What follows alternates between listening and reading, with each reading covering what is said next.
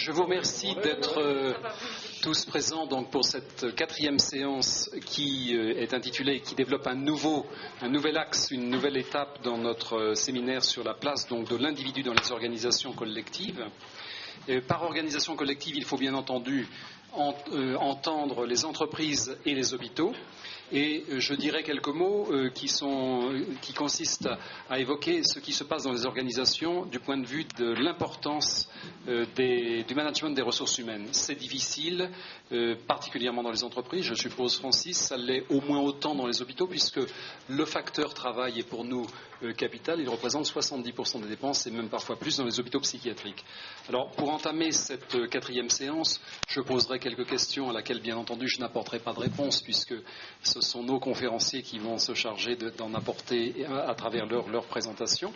Quelles sont les sources du comportement individuel? Est-ce que c'est la personnalité, l'identité, les influences sociales, ou bien la perception et ses pièges d'autrui, du monde? Quels sont les éléments de l'organisation? L'organisation étant une entreprise, est-ce que l'entreprise n'est pas toujours quelque part entre l'ordre et le désordre? Comment agissent les trois sphères en interaction, les individus, les groupes et les choix organisationnels?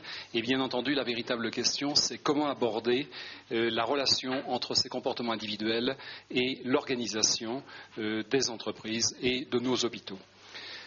Deux conférenciers pour traiter deux sujets. Tout d'abord, Francis Bailly va traiter les comportements individualistes des salariés et le management d'entreprise. Tout le monde connaît Francis Bailly, j'ai pu m'en apercevoir. Je rappellerai que c'est le président de General Electric Europe, le président de la Chambre de commerce et d'industrie franco-américaine.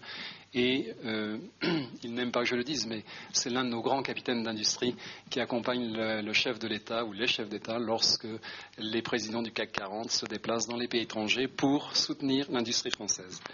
Il va donc traiter ce sujet. Ensuite, le professeur Sylvie Brunel, qui est à la fois de l'Institut d'études politiques de Paris et de l'Université de Montpellier, traitera un thème qui a des liens avec ce premier thème. C'est le développement durable peut-il être compatible avec les intérêts des entreprises et les choix des consommateurs?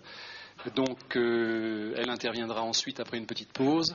Et comme elle est venue accompagnée de monsieur le député Éric Besson, nous l'avons invité.